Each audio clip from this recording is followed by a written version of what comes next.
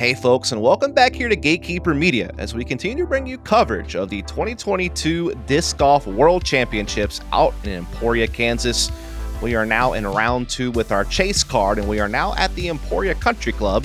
And we appreciate you all for tuning into this coverage. A special thank you to our Patreon supporters who helped make it possible.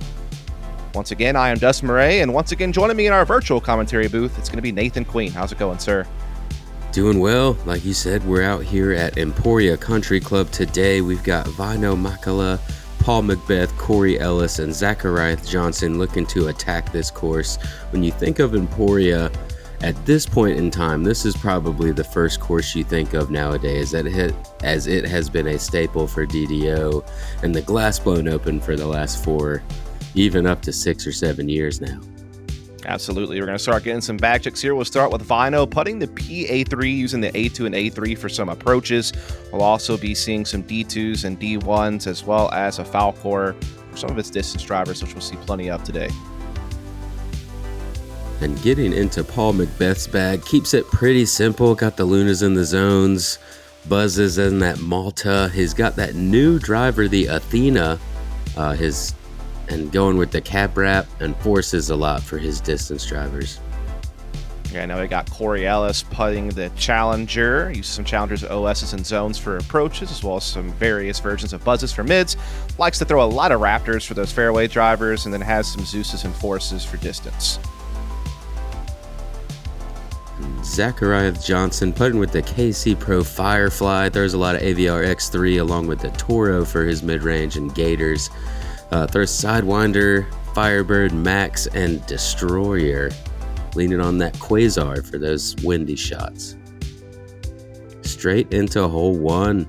They've moved the pin back a couple years ago, 1,224 feet. Ideally, you'd like to get 450 feet or so off of the drive, then a fairly easy shot before you throw your third. One of our international players all the way from Finland, shooting 55 strokes on the weekend. Representing Prodigy, Väinö Mäkelä. Yeah, Väinö Mäkelä out of Finland. Ranked number 25 in the UDIS World Rankings. Came third at DDO early this year, so knows these courses well, has performed on them. 6th at the European Open, 11th at DMC. So been very, very strong competitor. And he shot the hot round of the day at the Supreme 18 on the opening round at 10 under par.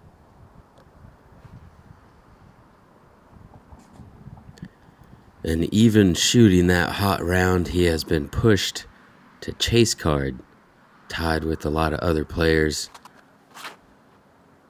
And shout out to Tristan Tanner, who has the solo lead in the B pool, as you see Väinö tied for second here.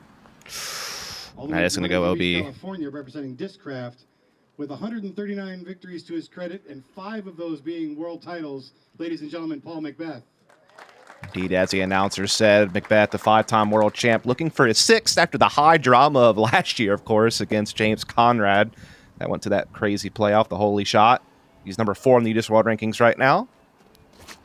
Had a win at Waco and many other podium finishes, and this drive's turning a little bit for him.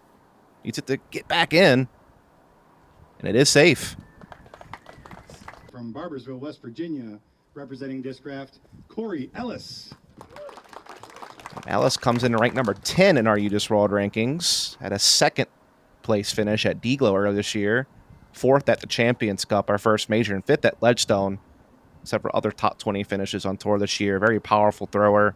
Known for being able to do so as well without really using much footwork.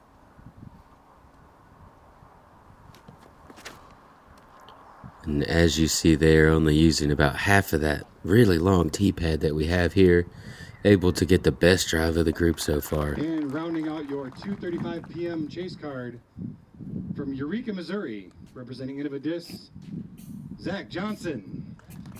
And Zackeriath Johnson, 69 career MPO wins since 2012. Has had a few top 30 finishes on tour this year, including a 16th place finish at Belton and 19th at the Masters Cup in Santa Cruz. But don't see him on coverage too often, so really cool to have him on board for this. Uh-oh. As well, OB. Yeah, and OB early also. Typically a great thrower of the disc. He really leans on this sidearm and shapes it very well. When his putting is on is when you see him up on these coverage cards here. McBeth did not have much room to work, but able to scramble a nice forehand here up the fairway. I feel like he was pretty lucky to have as much room as he did, getting caught up in those bushes over there. Still able to get a full sidearm swing in. Väinö throwing 3. Got to use all of that distance that he had off of the tee, but like you said, throwing 3 with the OB shot gets up there to a pretty good position. Still going to have a lot of distance left to attack the pin, though. And again, Ellis just can rip with such little movement. I think that's a mid. Yeah. Just making sure that he doesn't reach. There's some OB up on the high left side. Right. You can kind of see it walled off here from Zackeriath, and he's actually heading straight for it. Does come up short of it, though. Yeah, that's going to be a good position now. He should be able to look down and see what he wants to do from there.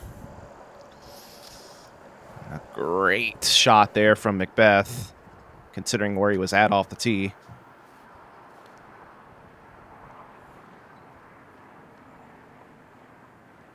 Väinö probably close to 400 feet there. Gonna end up inside circle 2, looking for a birdie to start his second round.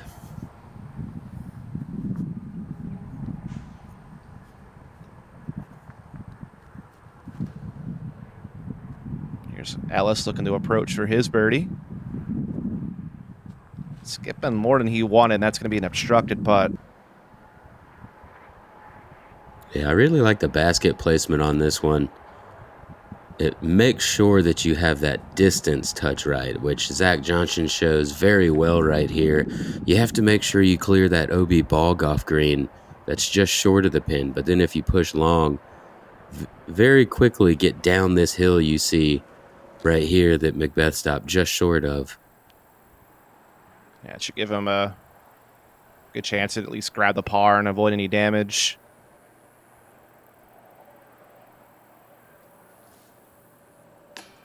Ellis trying to still squeak a birdie in there from the bush, but we'll have to settle for par.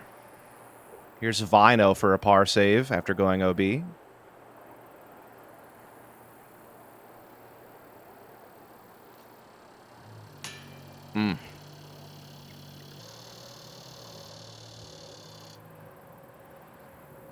And hole 1 playing as the 5th most difficult hole on the course today. Or actually, this is going to be for the stats that I have are for A pool and B pool. So the full 193 players, I believe it is. So for the 2 rounds, it is playing as the 5th most difficult. 26% of the field taking a birdie, but 27% taking bogey or above, causing it to play over par. And definitely some struggles for our chase card here. No birdies as we get into a tough hole, too. Yeah, 745 feet uphill. You really need to get over 400 feet on the tee shot if you want to have an opportunity to see the basket. There is a flag on top now you'll be able to see, but the farther you carry up this hill, the better opportunity you have to be able to see how far to throw it and be able to pinpoint that distance. Really have to trust your angle on this one to make sure you don't get to that OB left, as that's really well done from McBeth. That is a fantastic shot. Really used the angle, like you said, to carry that disc up. Didn't turn it over too much. He's probably got 450, close to 500 feet out of that.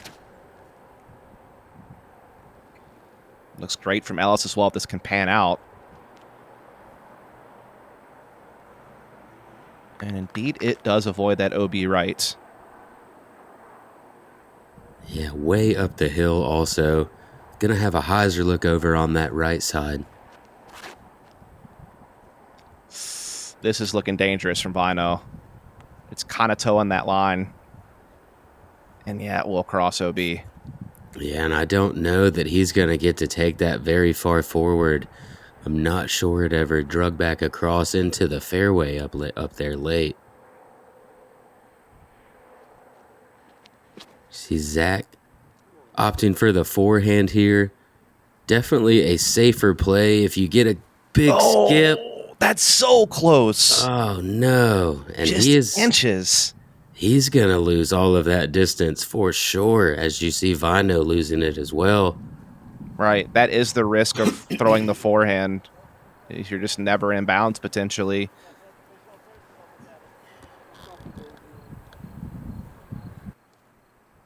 And bogey at best from way back here. There's really not a way to reach this pin. They're still, 600 feet away at this point.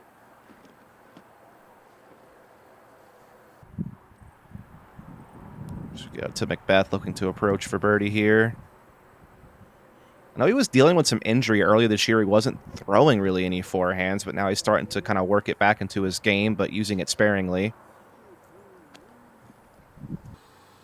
And needed a bit more on that one, or maybe a little bit less height. Gonna have a tough circle 2 look now. Corey, with that easy distance and torque that he has with his long arms, going with the standstill and gonna slide it up to just about 13 feet.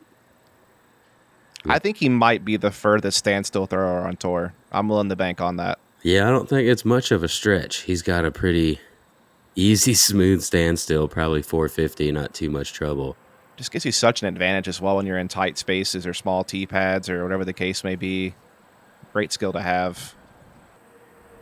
And Zackeriath going to have a bit more troubles there. Tried to go with kind of a touchy forehand over the top, and now has a very long look for his bogey.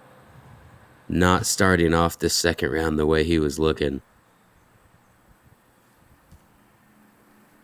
And that putt not going to do much for him. As we see McBeth looking for a long birdie bid here in circle 2. Just a little low. Was hoping for it to raise. Yeah, maybe wishing he had a little bit of that wind from earlier in the year to lift that one up. Maybe a small percent. There is a cap on what you want here. But that is worth noting that, this weather is a lot more favorable than what we saw earlier this year, so scoring should be much better by a few strokes. And Zach with a tough start there. Väinö as well, both of them losing some strokes on these first couple holes. Going to look to dial it back in. Corey, the only birdie we've seen so far. And moving into hole 3, going to be a difficult one to get a birdie on here.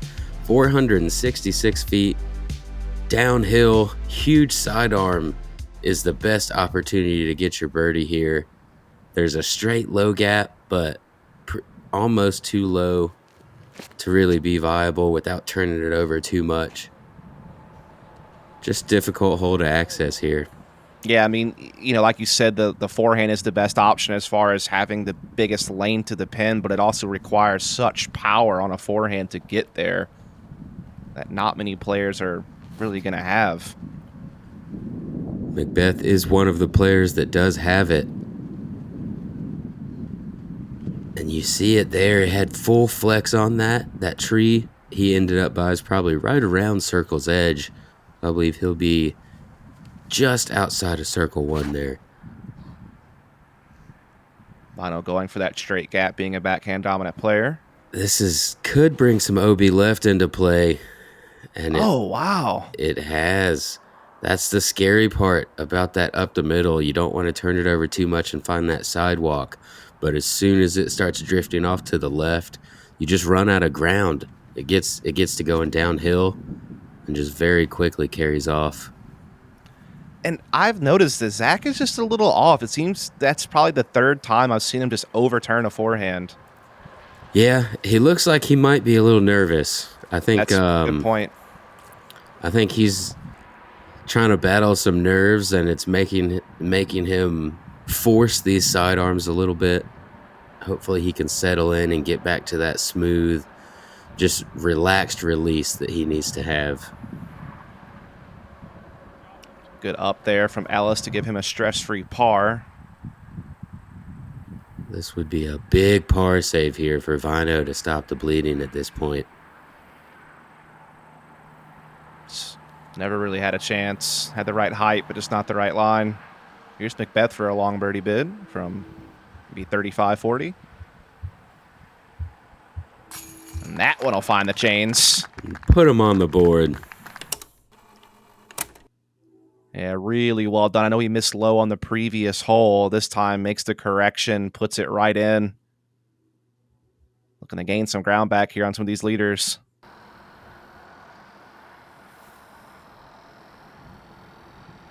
Great putt from Johnson. Yeah, big putt. Able to get a par.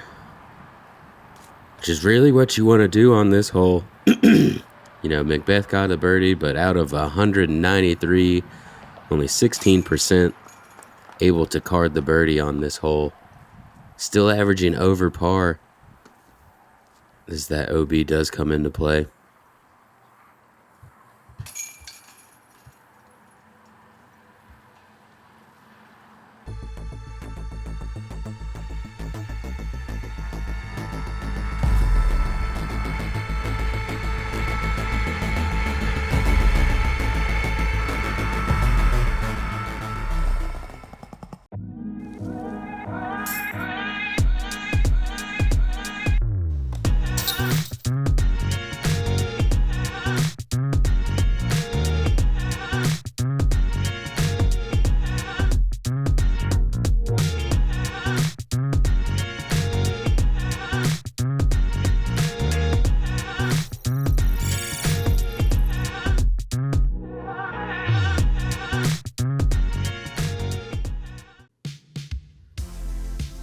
Right, moving into hole 4.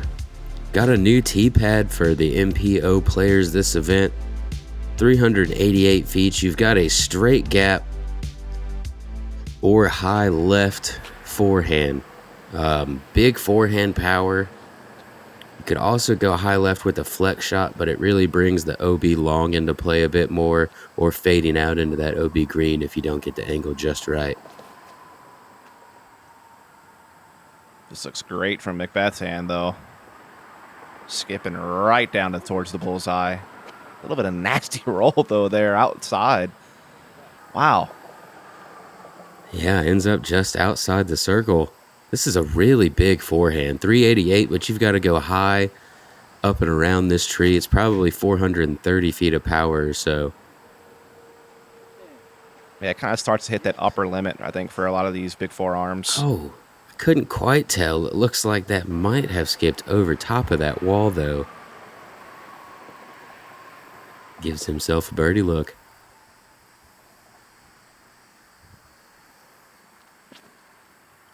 That looked a lot more relaxed out of Zach's hand there. Yeah, you could see him. He had like a little bit of a moment where he kind of just closed his eyes and kind of gathered himself for that one and did really well. Yeah, great shot for this hole. I'm surprised to see all 4 players go with the forehand here. It is the best play. It just requires a lot of distance. Particularly surprised to see Väinö pull it out, because I know that he's really more leaning on the backhand. That's just kind of his game. Gets a big skip into the woods over there, but as you see, there is a fence to stop a lot of OB stuff going on. Tries to give it a look, but he'll settle for the par here.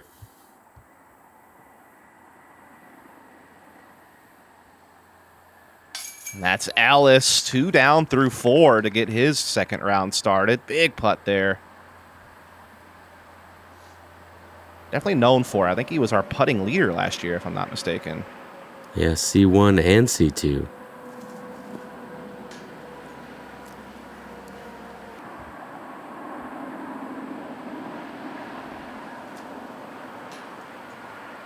Back to low for McBeth.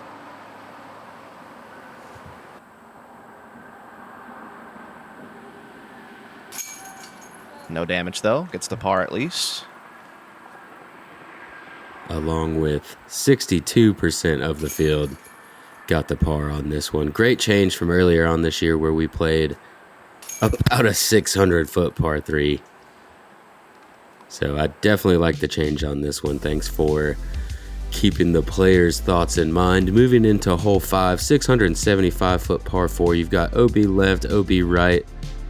It's about 400 feet to the end of that little sidewalk jut out that you saw in the middle of the fairway. If you can get past that point or just to it, either on the left side or the right side, you'll have the best opportunity to go around those trees. There's a little bit of a line up the middle, but it's pretty low ceiling. That is way on up there. So far, that's about 500 feet. Yep. Going to have inside 200 feet to the pin, so that low ceiling he's going to deal with isn't going to be as much of an issue.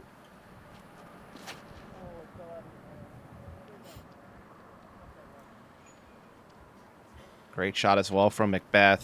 He seemed a little bit worried about it at first, but it turns out fine.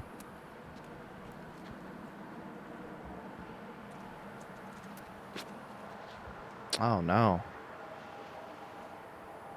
At least in bounds, but not what he was looking for.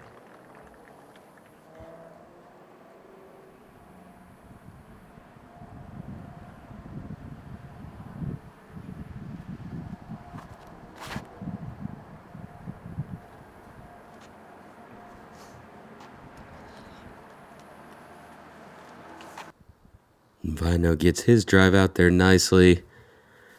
It's possible to reach the pin from here, but you gotta be aggressive. That was pretty aggressive. Still gonna come up short though, probably in that 80 to 90 foot range. Be looking for another par. Oh, wow. Interesting route choice there from Väinö. Doesn't really find it though.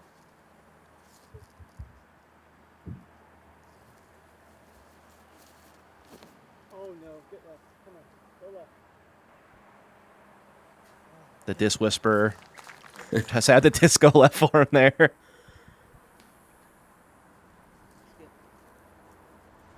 And as you see, Corey is still dealing with that low ceiling a bit. Gets up inside the circle. Gonna have a chance to go to 3 down for the round. Väinö gets himself up there to save par. It was Ellis outside the circle for birdie. But count it. Back to back for Ellis. Take a look at that again. One of the best putters in the game. Feels like he's inside circle one just about wherever he's at.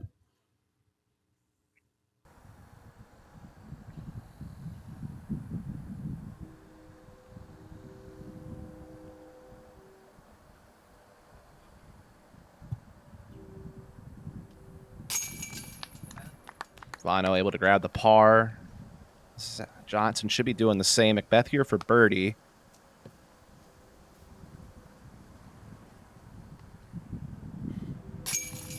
That'll do. Yeah, starting to get back on track a little bit. 2 down through the first 5. Got a pretty birdieable hole 6 coming up. Good opportunity to possibly get a star frame. 339 foot par 3.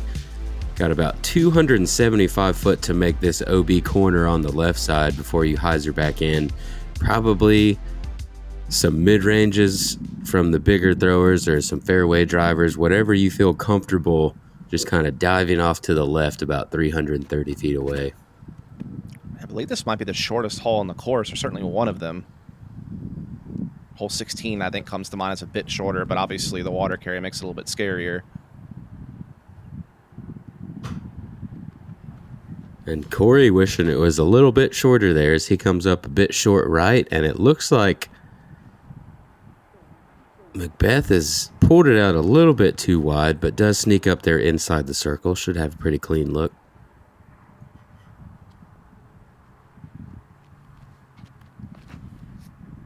Oh, wide from Johnson.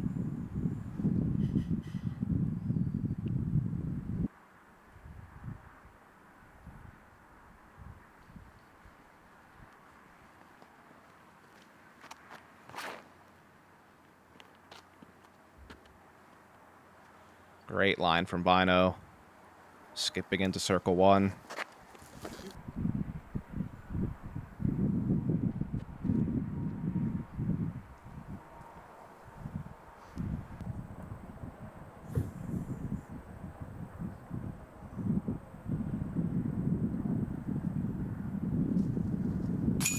And I mean, Ellis is just slaying it from circle 2. Yeah, just go ahead and count it. Has Gobbler. 3 in a row from circle 2 for the turkey. 4 down for the round. Paul gonna go ahead and get 3 down for his round also. Trying to keep pace. And a couple guys making the course look fairly easy, and a couple guys kind of counteracting that. Showing you the teeth that it has. I know the CTP, unable to cash in for birdie, will have to settle for par. Yeah, and as the second easiest hole, not what you want to do. You've got to get the birdie on this one. 54% of the field able to get it. We'll be right back for hole 7. Your rating is one of the most valuable things you get with a membership. It takes your performance in sanctioned events, compares it to the rest of the field, and gives you an empirical number to show how well you played. Rain, shine, wind is all taken into account, leaving only one thing, your play. This gives you accurate numbers to track how well you've been doing and your overall improvement in the game. Get your number today. Visit pdga.com/join. Moving into hole 7, another hole that hasn't really gone through much changed in a while. 678-foot par 4, tight gap to hit, low ceiling, and you've got to cross that sidewalk. Ideally, you'd like to make it down to the bottom of the hill to that ditch so you have the best opportunity to get up to the pin. That's going to be about 400 feet to get down there to the bottom. Oh, Ellis. That is very early. That backhand right through the gap is a very common play. There is a wide left forehand I've seen some people do occasionally. I think that wide left forehand is more whenever it's super windy out and you really just want to get out there and try to get a par somehow. Not sure we'll see that too much from any of the players here today. Paul gets a great shot down there to that ditch I was talking about.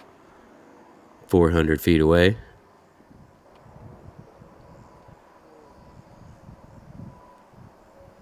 Johnson starts flirting with that OB, but does stay well in bounds. Yeah, gets a nice backhand out there. Looked pretty smooth. Maybe that could be something to help him calm down a little bit, get a nice drive off. And same for Väinö here. He's a very talented thrower. We've been seeing it, from the feature round to now. Very good power, very precise. So Corey hit that early tree. He's still probably... Oh my goodness. What? Are you kidding me? That is bonkers. That was 600. That was close to 600 feet. That is just ridiculous. So Corey trying to defy the odds here. Get himself a birdie after hitting early. Great up here from McBeth. In the bullseye for birdie. Chance to get his own turkey here early in the round.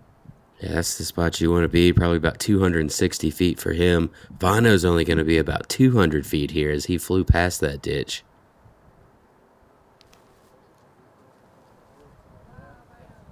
Oh, man. Tap it in. Where is... Oh, Ellis is my curiosity. Oh, my.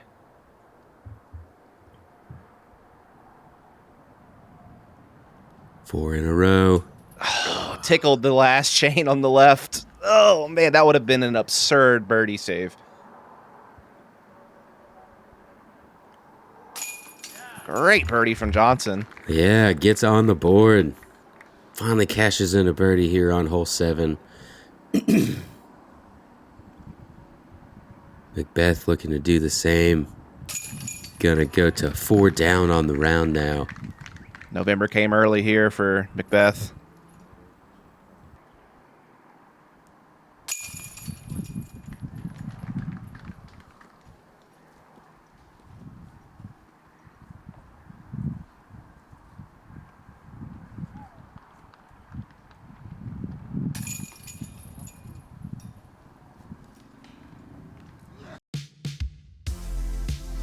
here we are at hole 8. Excuse me, another par 5 that really hasn't had a whole lot of change to it in the last few years.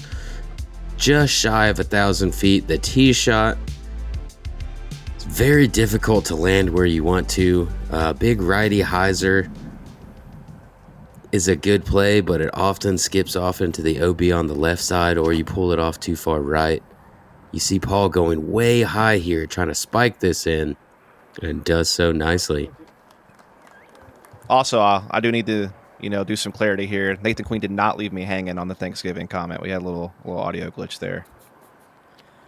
But I'm sure he was not impressed.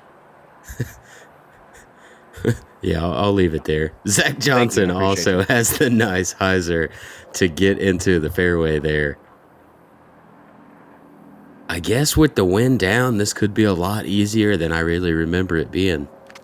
I think this is just like the safe play to get yourself off the tee and get in bounds. This is looking dangerous. Yes, it is. That is definitely OB, I would imagine. Yeah, it looked like it fell right into that bush on the left side.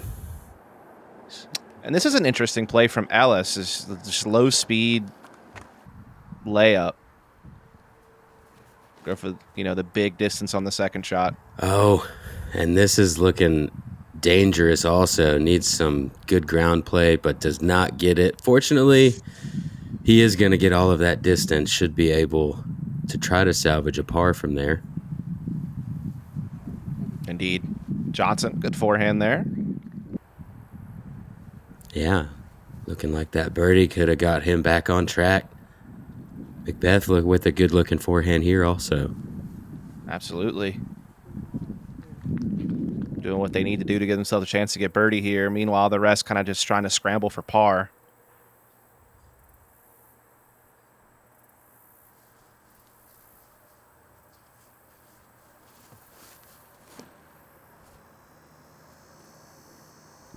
And a very difficult shot from where Väinö is at. And he executes it perfectly, trying to get that to drift over without going too far off to the right. If you don't get it to drift very easily, could go left, and that was a scary shot from Corey. Absolutely, but does at least get in the circle one for the par save. Johnson trying to approach the green for birdie here. And that will do. Yeah, looking to go back-to-back, working his way back towards even. Oh, McBeth. A little more air. That may have scared the chains a little bit.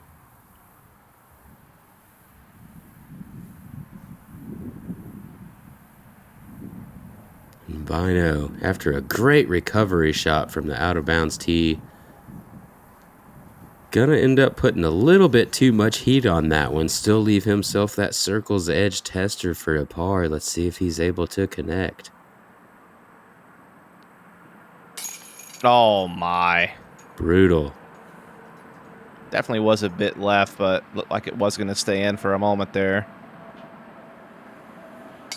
And high from Ellis. Oh, that is something you do not see very often. No.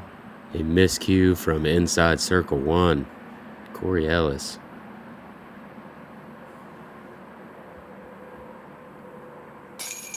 Johnson will grab the back-to-back birdies, as you said. Starting to get close to even. Still at one over, though, for now. Ellis will tap in bogey, and McBeth grabs a birdie.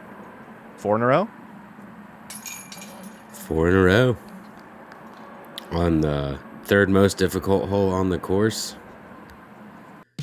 Moving into the most difficult hole on the course. 719-foot par 4. You've really got to get 380 feet at least off of this tee shot to have a viable opportunity to approach this green for a birdie. Really tight tee shot though. If you get any air under it and drift off to the left, you will be OB. If you turn it over too much into the woods, you will not have an opportunity for a birdie. This is picture perfect for McBeth. That is a great shot. There's a red stake out there on the left side. I haven't quite picked it up yet, but that red stake is about that 380 mark. It's a good visual to see if you've gotten far enough to be able to reach around this corner up here. Good forehand there from Zach. Yeah, and a great skip also. He should be in a great position.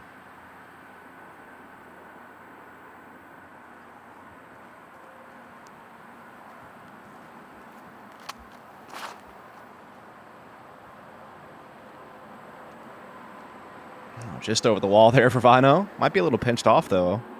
Gonna be very difficult to access the basket from there. Probably just gonna be pitching up and around the corner.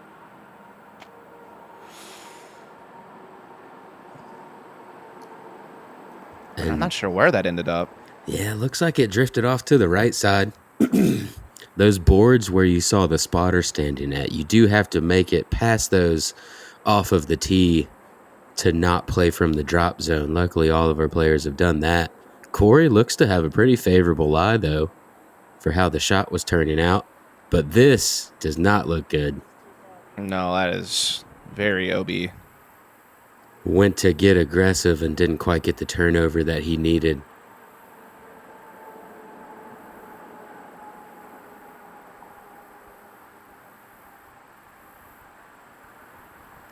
And doesn't need to get too aggressive here. I think that's going to just barely work out. Oh, man, that was nearly very troublesome. But as you said, does get out. So Paul, not quite as far as you would ideally like to be, but does have an opportunity to get up there. Oh, my. What a shot. Very high-level shot there to give himself a putt. It's one of my favorites, a controlled, flattening out turnover shot. Very difficult to do. Great shot from Zach as well. That's rolling towards the pin. Awesome. Looking for the turkey, trying to cancel out, get back to even for that front nine. That would be an incredible momentum swing after that slow start. Väinö coasted in there nicely to grab his par. Yeah, these guys are showing off those turnover shots right now. It's really what the hole requires to have a chance to attack the green once you get to that corner.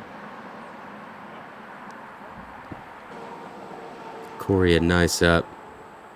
Gonna try to salvage his bogey, but it's gonna put him back to back, losing some strokes as Paul gets 5 in a row now. Absolutely. Trying to charge back up that leaderboard, now in a tie for second.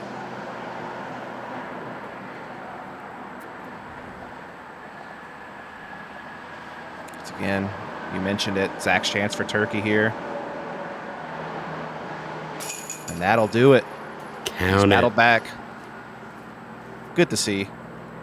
Yeah, I'm excited to watch him bounce back like that. That's can be a tough thing to do, to dig yourself out of something like that, especially when it wasn't like bogey par. He went double bogey. You know, that can very quickly end around, but he is fighting on back. Indeed he is. Väinö still kind of waiting for that moment to strike, as he had such a great first round. Again, McBeth, though, just tearing it up here in the front nine. We'll see if he can keep it up. As you can see, Tristan Tanner still holding on towards the top end from the B pool. Aaron Gossett, though, taking the lead from A pool for now, with McBeth and Heimberg company not too far behind. We appreciate you all for tuning in here to our coverage of the 2022 Disc Golf World Championships. Be sure to follow and subscribe here at Gatekeeper Media to catch the rest of it, as well as the rest of our coverage throughout the year. And again, a thank you to our Patreon supporters. Once again, I'm Dustin Mouret, and with me is Nathan Queen, and we'll see you on the back nine. We'll see you guys out there.